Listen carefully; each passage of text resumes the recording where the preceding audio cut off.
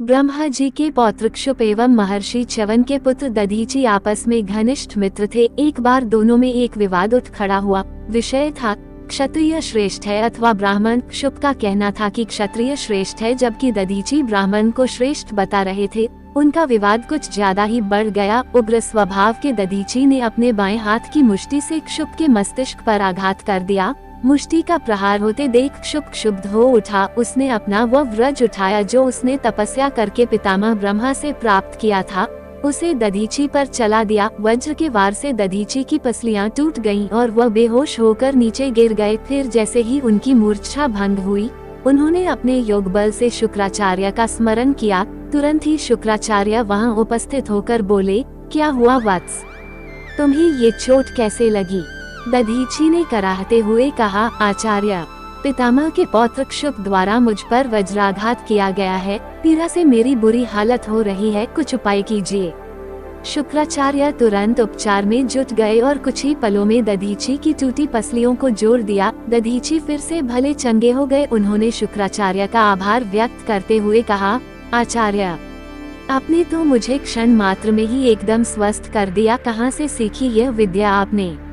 शुक्राचार्य बोले, ये सब देवाधिदेव महादेव की कृपा का फल है। मैंने उन्हीं से यह ज्ञान सीखा था। तुम भी यदि चाहो तो उनसे सब कुछ प्राप्त कर सकते हो। भोले भंडारी बहुत ही दयालु हैं। शुक्राचार्य दधीची को शिव साधना की विधि बताकर लौट गए और दधीची शिव साधना में लीन हो गए। उन्होंने वर्षों कष्ट सहकर शिव की तपस्या की। अंत में उनकी तपस्या से प्रसन्न होकर शिव प्रकट हुए और उनसे वरदान मांगने को कहा।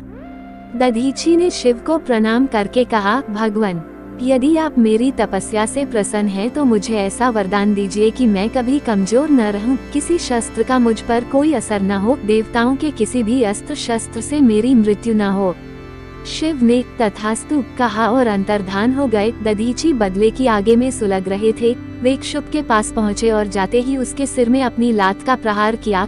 क्षुप कुछ क्षणों के लिए संज्ञा शून्य होकर गिर गया, लेकिन वह तुरंत ही उठा और अपना वज्र निकालकर दधीची का किंचित मात्र भी असर नहीं हुआ था। वज्र उनके शरीर से यूं टकराया जैसे किसी ठोस फौलादी वस्तु से टकराया हो। फिर इससे पहले कि दधीची उस पर फिर से वार करते, वह वहां से भागकर एक निर्जन स्थान में पहुंचा और विष्णु जी की आराधना करनी आरंभ कर दी। विष्णु जी प्रकट हुए। क्षुप ने उनकी स्तुति करते हुए कहा, भगवान, मैं दधीची को जीतना चाहता हूँ, मेरी इच्छा पूर्ण करें। विष्णु जी बोले, वत्स, मैं तुम्हें ऐसा वर देने के लिए विवश हूँ। दधीची देवों के देव महादेव का परम भक्त है। मैं देवों के देव महादेव के भक्त का कोई अहित होते नहीं देख सकता। तुम कोई और वर मांग लो। विष्णु जी की बात सुनकर क्षुप सोच में पड़ गया। फिर कुछ क्षण बाद बोला, भगवान, यदि आप ऐसा नहीं कर सकते तो कम से कम दधीची से मेरी संधि ही करा दीजिए। अगर ऐसा नहीं हुआ तो वह अवश्य ही मेरी हत्या कर डालेगा। विष्णु जी ने क्षुप की बात पर सहमति जताई और वे उसे लेकर दधीची के पास पहुँचे। विष्णु जी ने ब्राह्मण का वेश धारण किया और क्षुप को एक जगह रुकने को कहकर स्वयं दधीची के पास पहुँचे। दधीची ने ब्राह्मण का स्वागत सत्कार करके कहा, मेरे अहोभाग्य, आइए विप्रवर, मुझे किचन के पास आने का कैसे कष्ट किया। ब्राह्मण वेशधारी विष्णु जी बोले, मैं आपसे कुछ मांगने आया हूँ मुनिवर। आप शिव के परम भक्त हैं, आशा है निराश नहीं करेंगे। दधीची ने अपनी अंतर शक्ति से तुरंत विष्णु जी को पहचान लिया। विष्णु जी के इस तरह छल करके कुछ मांगने के प्रयोजन को भी वे भांप गए, अतः बोले, मैंने आपको पहचान लिया है देव, किंतु इस तरह वेश बदल कर आने का क्या प्रयोजन है? अगर आप क्षुप के जीवन दान को मांगने आए हैं तो मैं असमर्थ हूँ। क्षुप मेरे हाथों जरूर मरेगा। दधीची की बात सुनकर विष्णु जी अपने असली रूप में आ गए। बोले, लेकिन क्षुप मेरा भक्त है और अपने भक्त का कोई अहित होते देखना मैं कैसे बर्दाश्त कर सकता हूँ? तुम्हें मेरे कोप का भोजन बनना पड़ेगा। दधीची बोले, देवों के देव महादेव का भक्त दुनिया में किसी से भी नहीं डरता प्रभु, आप जो चाहे शौक से कर लीजिए। दधीची की बात सुनकर विष्णु जी को क्रोध आ गया। उन्होंने चक्र का प्रयोग दधीची पर कर दिया, लेकिन उन्हें बड़ा आश्चर्य हुआ। चक्र उनकी उंगली से घुसा, आगे बढ़ा और फिर तुरंत ही वापस उनकी उंगली पर आकर टिक गया। दधीची ने हंसते हुए कहा, ये चक्र मुझ पर प्रहार नहीं कर सकेगा प्रभु। आपने देख ही लिया है, क्योंकि यह चक्र भी तो देवों के देव महादेव द्वारा ही आपको दिया हुआ है। देवों के देव महादेव के भक्त का चक्र कैसे अहित कर सकता है।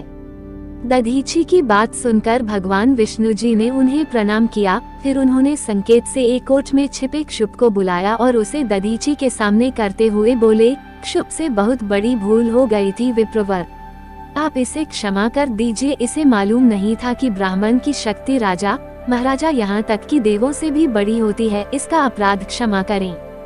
क्षुप दधीची के चरणों में गिर गया। उसने दधीची से क्षमा याचना की। मुझे क्षमा कर दो मित्र, मुझसे बहुत बड़ा अपराध हो गया था। अहंकार में आकर मैं ब्राह्मण की शक्ति को समझ नहीं सका था। मुझे क्षमा कर दो।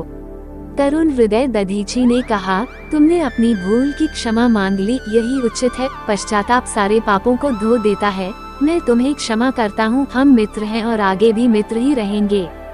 दोनों का मिलन कराकर विष्णु जी वापस अपने धाम लौट गए। क्षुप अपने निवास स्थान पर चला गया और दधीची अपनी कुटिया में दाखिल हो गए और फिर कई वर्षों तक दधीची देवों के देव महादेव की आराधना में लीन हो गए। अगर आपको यह वीडियो अच्छा लगा हो तो चैनल को सब्सक्राइब करना ना भूलें और भगवान शिव की कौन सी कथा हमारे चैनल पर आपको अच्छी लगी कमेंट सेक्शन में लिखना ना भूलें।